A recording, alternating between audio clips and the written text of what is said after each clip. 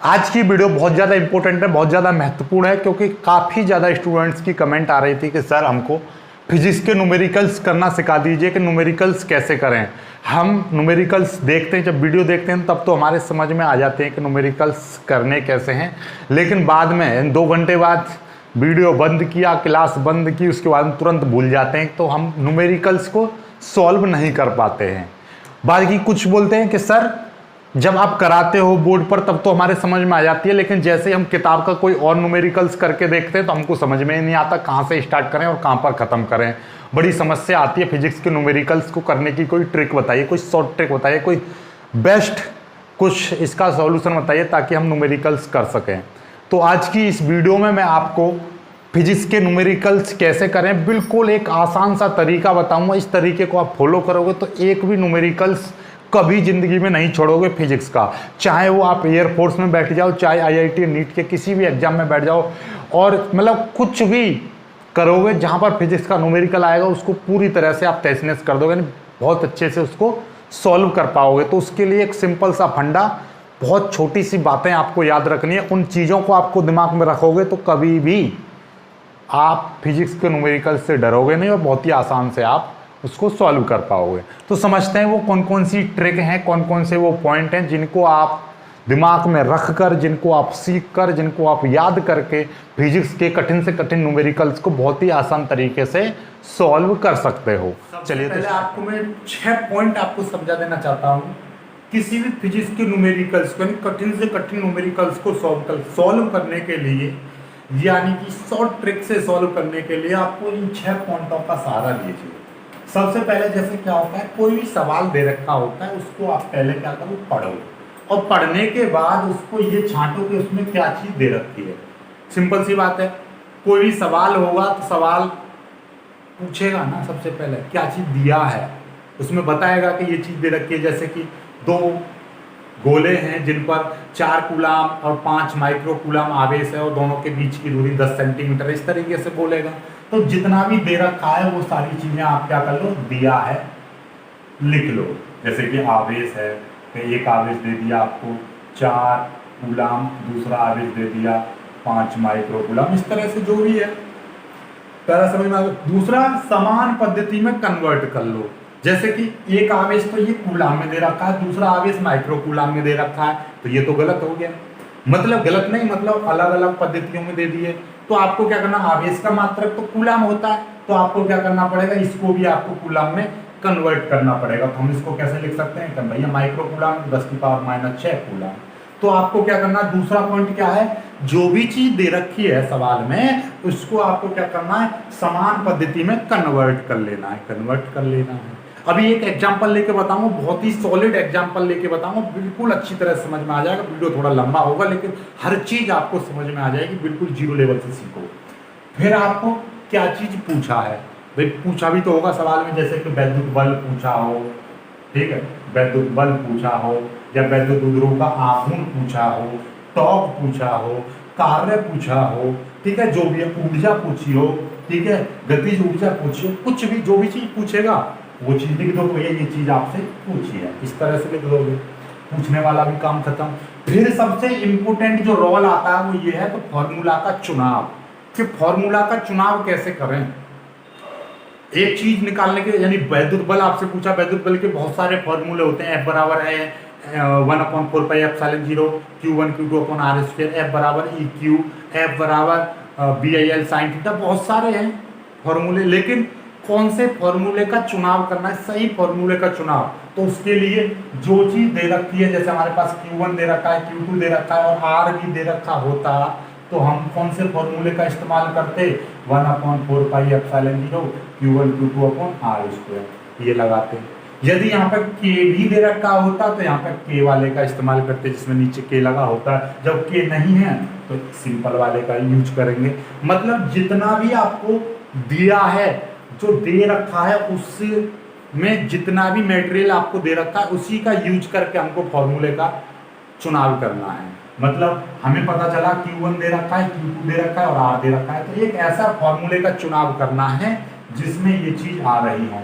ऐसा नहीं कि आपने ये वाला फॉर्मूला लगा दिया EQ, अब ना तो E दे रखा ना Q दे रखा, तो कैसे करोगे भाई, तो आपको सही फॉर्मूले का चुनाव कहाँ से पता चलेगी, क्या चीज आपको दे रखी है यहीं से पता चलेगी। ठीक, चलिए कैलकुलेशन करनी है आपको। किस तरह से कैलकुलेशन करनी है, पहले सारी वैल्यू पुट करो, ठीक है, संख्याओं को आगे लेकर आओ, माइनस की घातों को एक तरफ, प्लस की घातों को एक तरफ, फिर आप सॉल्व कर दो।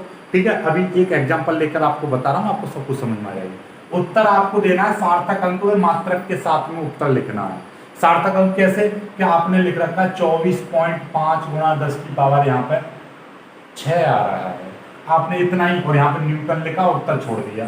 नहीं, आप सार्थक अंक ये कहते हैं कि पॉइंट से पहले 2 अंक नहीं 1 अंक होना चाहिए। तो हम इसको क्या करेंगे, 1 अंक और बढ़ा देंगे, तो इसको लिख देंगे 2.45 गुणा 10 की पावर 1 अंक इधर आया तो 1 घात और बढ़ जाएगी, तो प्लस के साथ और ये हो जाएगा न्यूटन। इस तरह से लिखना है, पॉइंट से पहले एक अशून्य अंक रखना होता है। ये सार्थक अंक की प्रॉपर्टी 24.5। हालांकि ये सही है, लेकिन कुछ चेक करने वाले टीचर्स होते हैं वो गलत कर देते हैं, 1/4 या आधा नंबर काट लेते हैं कि अरे इसने सही उत्तर तो लिखा ही नहीं। या कभी कभी टिक मार्क में आते हैं, तो टिक मार्क में ऐसा ही उत्तर आता है कि 2.45 गुणा 10 की पावर -7 या 10 की पावर 8, इस तरह से, ना कि ऐसे दे रखा होगा। तो सार्थक अंकों में उत्तर लिखना सीखना है। तो ये आपके कुछ पॉइंट है, इनका यूज करके हम एक न्यूमेरिकल्स को सॉल्व करते हैं। अब फिर बाकी आपको सब कुछ समझ में आ जाएगा न्यूमेरिकल्स कैसे सॉल्व किया जाता है। ठीक है, चलिए तो स्टार्ट करते हैं। अब हमारे पास में ये 6 पॉइंट हैं और इन 6 पॉइंट से हमारे पास एक न्यूमेरिकल दे रखा है, इसको हम सॉल्व करके दिखाएंगे आपको। राइट, चलिए सबसे पहले, यानी कोई भी न्यूमेरिकल्स है तो सबसे पहले उसको पढ़ो और पढ़ने के बाद उसमें ये छांटो क्या दिया है। सबसे पहला आपको काम क्या करना है, सबसे पहले आपको काम करना है न्यूमेरिकल्स को पढ़ना है और पढ़ने के बाद क्या दिया है उसमें वो चीज छांटनी है। तो यहां पर क्या दिया है लिख लेना पढ़कर। आपको ये चीज कैसे पता चलेगी, न्यूमेरिकल्स को पढ़ोगे तब आप पता कर पाओगे क्या उसमें दे रखा है। और दिया हुआ भी आपको 2 तरीके से पता चलता है, या तो डायरेक्टली न्यूमेरिकल्स में पता होगा, दिए रखा होगा, डायरेक्टली आपको वैल्यू दे रखी होगी ये चीज दी है। कभी कभी क्या होती है, इनडायरेक्टली वे में दे रखा होता है। जैसे इसमें तो दे रखा है आपको 2 गोले 4 गुणा 10 की पावर -8 कूलाम तथा 12 माइक्रो कूलाम आवेश के, यानी कि इन पर 2 आवेश दे रखे हैं, ये डायरेक्टली बोल दिया। या 2 गोले जिन पर इतने कूलाम और इतने कूलाम आवेश है, जो 4 mm दूरी पर रखे हैं, इनके बीच वैद्युत बल ज्ञात करना, ये तो डायरेक्टली दे रखा है। कभी कभी इनडायरेक्टली भी दे देता है चीजों को, तो वो भी मैं आपको बताऊंगा इनडायरेक्टली कैसे देता है। तो सबसे पहला पॉइंट क्या है आपका, सबसे पहला पॉइंट है आपका क्या चीज आपको दे रखी है न्यूमेरिकल्स में, वो चीज आपको छांटनी है। तो हमको यहां से क्या चीज दे रखी है, देखिए सवाल में हम करते हैं इसका सॉल्यूशन, दिया क्या है, तो हम इसको बार बार इसको पढ़ेंगे। क्या दे रखा है कि 2 गोले 4 गुणा 10 की पावर -8 कूलाम तथा 12 माइक्रो कूलाम आवेश के 4 mm दूरी पर स्थित हैं। मतलब ये है कि आपको एक गोला ये है और एक गोला ये है, और दोनों के बीच की दूरी कितनी है, 4 mm, यानी कि ये दोनों 4 mm दूरी पर रखे हुए हैं। इसी तरीके का तो फिगर बना आपके दिमाग में, ये बनाने की जरूरत नहीं है, आप अपने दिमाग में सोचो कि भैया 2 गोले हैं, सिंपल सी बात है, एक और एक 2 गोले बना दिए, एक पर इतने कूलाम आवेश है, जैसे मैंने इस पर मान लिया 4 गुणा 10 की पावर -8 कूलाम, ठीक, और दूसरे पर कितना है 12 माइक्रो कूलाम ये आवेश है, के आवेश के 4 mm दूरी पर रखे हुए, 4 mm दूरी मैंने मान ली। तो भैया ये एक गोला मैंने मान लिया A और एक गोला मान लिया मैंने B, ठीक है, इस पर इतना आवेश, इतने और इतने आवेश के 4 mm दूरी पर रखे हुए हैं। ठीक है, तो आपको दिया क्या है भैया, एक पहले गोले पर आवेश हमने मान लिया Q1, कितना दे रखा है 4 गुणा 10 की पावर -8 कूलाम दे रखा है। दूसरा आपको एक और आवेश दे रखा है, दूसरा आवेश, भाई पहला आवेश हमने Q1 मान लिया, दूसरा आवेश हमने Q2 मान लिया, तो कितना दे रखा है 12 माइक्रो कूलाम। और आपको 4 mm दूरी, यानी कि दूरी उनकी कितनी दे रखी है 4 mm दे रखी है दूरी, ठीक है, यही चीज दे रखी है। तो आपको पहला समझ में आ गया क्या चीज दे रखी है, वो चीज हमने छांट ली, यहाँ पर लिख दी तीनों चीज। और भी कुछ दे रखा है सवाल में और कुछ नहीं दे रखा, तो सबसे पहले हमने क्या चीज बताई आपको, क्या चीज दिया है वो चीज छांट लो। तो वो कैसे पता चली, हमको पढ़ के एक बार और पढ़ लो। 2 गोले 4 गुणा 10 की पावर -8 कूलाम तथा 12 माइक्रो कूलाम आवेश के 4 mm दूरी पर स्थित हैं। 4 mm दे रखा है, ये दे रखा है और ये दे रखा है। 3 चीजें ही तो दे रखी हैं, ये डायरेक्टली दे रखी हैं, कुछ चीजें इनडायरेक्टली दे रखी होती है, वो भी हम समझाएंगे। आगे चलते रहो। पहले तो दिया है, समझ में आ गया, पढ़ के हमको न्यूमेरिकल्स पढ़ा और हमने दिया है, छांट लिया। उसके बाद में दूसरा पॉइंट क्या है? दूसरा पॉइंट है कि समान पद्धति में कन्वर्ट करना। समान पद्धति में उनको कन्वर्ट करो। जैसे देखिए, ये कूलाम दे रखा है 4 × 10⁻⁻8 कूलाम, ये दे रखा है 12 माइक्रो कूलाम। तो एक तो कूलाम दे रखा है, एक कूलाम दे रखा है, एक माइक्रो कूलाम दे रखा है। तो भैया ये तो अलग अलग हो गए ना, हो गए। या तो दोनों माइक्रो कूलाम में होने चाहिए या दोनों कूलाम में होने चाहिए। तो हम कौन सी पद्धति का जनरली यूज करते हैं? जनरली हम MKS पद्धति यानी SI पद्धति का यूज करते हैं। और SI पद्धति में मात्रक क्या लिया जाता है? सिंपल सा मात्रक कूलाम लिया जाता है। आप समझ जाओगे जैसे जैसे न्यूमेरिकल्स करते चलोगे। तो सिंपल आपको मात्रक का यूज करना नहीं, सिंपल तरीके में आपको कन्वर्ट कर लेना है एक ही पद्धति में। हालांकि आप देखो, कभी भी न्यूमेरिकल्स को आप डायरेक्टली ऐसे नहीं सॉल्व कर सकते, ये कूलाम में और ये माइक्रो कूलाम में। या तो इसको भी आप माइक्रो कूलाम बनाओ, इसको भी माइक्रो कूलाम बनाओ, नहीं। तो हम सिंपल तरीके से हम जानते हैं कि हम इसको चेंज कर लेते हैं, सिंपल लेते हैं कूलाम। ठीक है, ऊपर कूलाम है तो नीचे वाले को भी हमको क्या करना पड़ेगा? कूलाम में चेंज करना पड़ेगा। तो इस माइक्रो का मतलब कितना होता है? 10⁻⁻6। अब ये कूलाम हो गया। इस ये जो माइक्रो जो बनना है, तो याद रखना 1 सेंटीमीटर का मतलब कितना? 10⁻2 से होता है। 1 mm का मतलब 10⁻3 से होता है। ठीक, 1 माइक्रोन का मतलब 10⁻6 से होता है। ऐसे ही 1 नैनो का मतलब 10⁻9 से होता है। 1 एंगस्ट्रॉम का मतलब 10⁻10 से होता है। ठीक, अब ये कहता 1 नैनो कूलाम, तो आप लगा देते 10⁻9। एक एंगस्ट्रॉम बोलता 10⁻10 लगा देते। MM कहता 10⁻3 कह देते। माइक्रो कहता तो 10⁻6। सेंटी कहता 10⁻2। समझ में आ गया? चलिए, ये दोनों तो हमने कन्वर्ट कर लिए। अब ये भी देख लो, जब ये कूलाम में लिया है तो आपको दूरी कैसे लेनी पड़ेगी? सदैव दूरी का मात्रक क्या होता है? दूरी का मात्रक मीटर होता है। यहां पर तो दूरी mm में दे रखी है, मिलीमीटर में दे रखी है। तो आपको क्या करना पड़ेगा? इसको भी चेंज करना पड़ेगा। समझ रहे हो बात को? ऐसा समझो, आपको हमने बताया ये आवेश का मात्रक कूलाम होता है, तो भैया दूरी का मात्रक क्या होता है? दूरी का मात्रक मीटर होता है। तो जब ये आवेश है और आवेश का मात्रक कूलाम है और ये माइक्रो कूलाम दे रखा था सवाल में, तो हमने इसको भी तो कूलाम में बदला। तो सिंपल तरीके से हमको ये भी बदलना पड़ेगा, ये बदलना पड़ेगा, यानी mm को बदलेंगे हम। ये मिलीमीटर दे रखा है दूरी, कितनी दूरी है? 4 mm। तो मतलब इसको भी आपको मीटर में बदलना पड़ेगा। और mm से मीटर बनाने के लिए हम क्या करते हैं? 10⁻³ से मल्टीप्लाई करते हैं, तो ये हो जाएगा। अब मीटर हो गया, यहाँ पर ये कूलाम और ये हो गया मीटर। चलिए, एक समान पद्धति में हमने चेंज भी कर लिया। 2 चीज़ हमारे समझ में आ गई, दोनों चीज़ें हम समझ चुके हैं। चलिए, अब आगे की चीज़, क्या चीज़ आपसे पूछा है सवाल में? क्या पूछा है भाई? 2 गोले 4 × 10⁻⁸ कूलाम तथा 12 माइक्रो कूलाम आवेश के 4 mm दूरी पर स्थित हैं। इनके बीच वैद्युत बल, देखो यहां से पता चला हमको क्या चीज पूछी है? वैद्युत बल। तो हमको क्या पूछा है? वैद्युत बल आपसे पूछा है, वैद्युत बल। और वैद्युत बल को क्या बोलते हो आप? एफ आपसे पूछा है।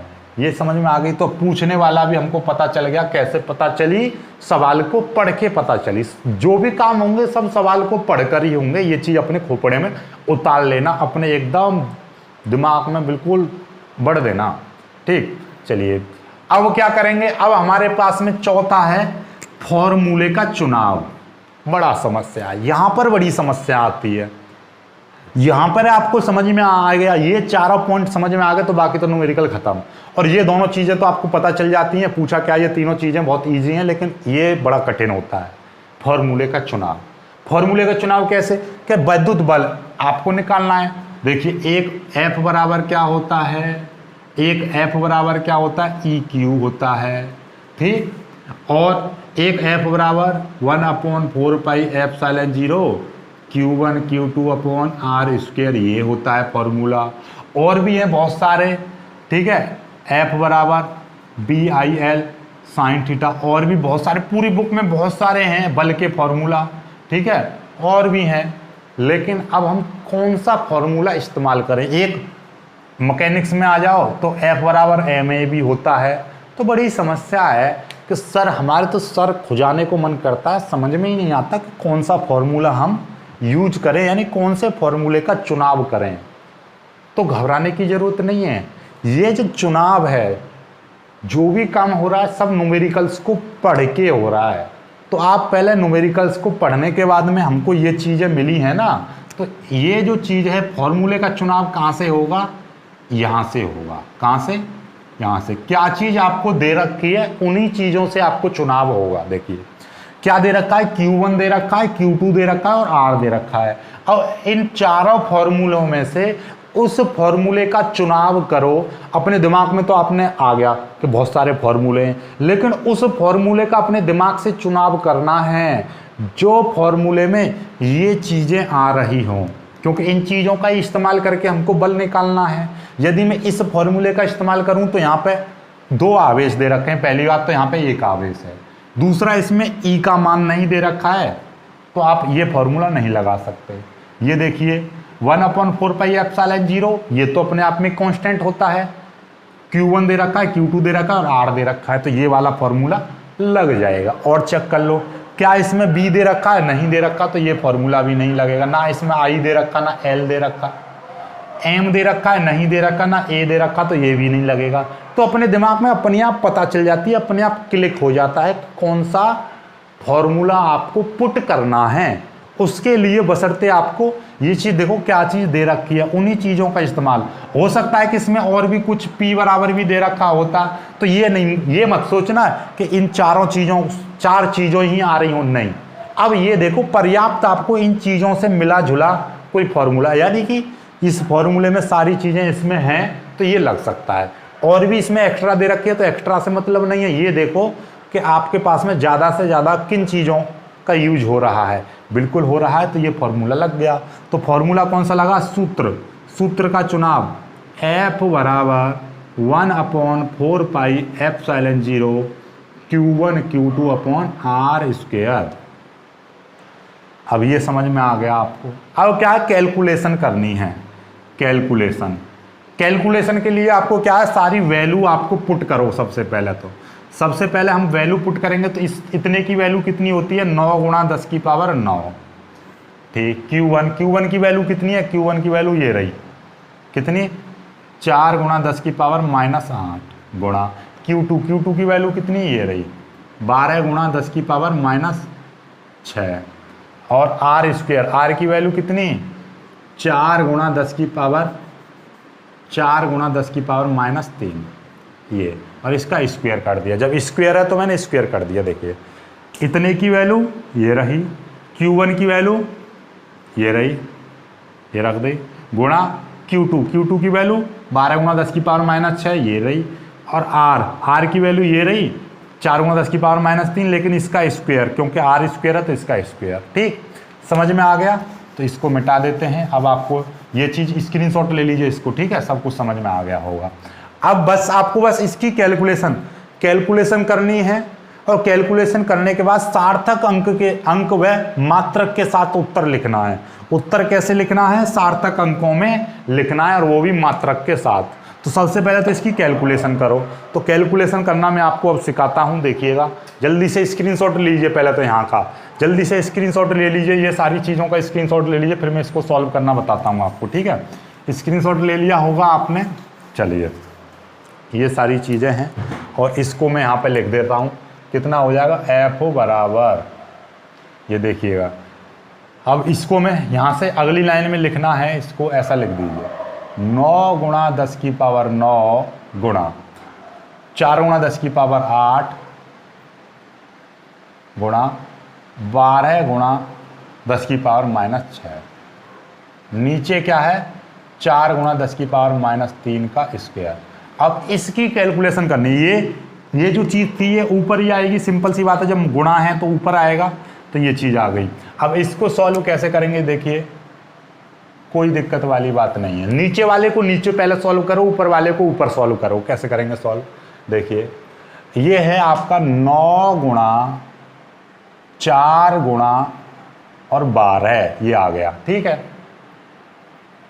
9 गुणा ये, ठीक, समझ में आ गई बात। 9 4 संख्या मैंने पहले एक साथ ले ली, गुणा ये 10 की पावर 9 है, ये 10 की पावर -8 है, ये 10 की पावर -6 है। 10 की पावर 9 को मैंने यहाँ पे लिख दिया और 10 की पावर पहले माइनस वालों को एक तरफ कर लो, ये 14 हो गया।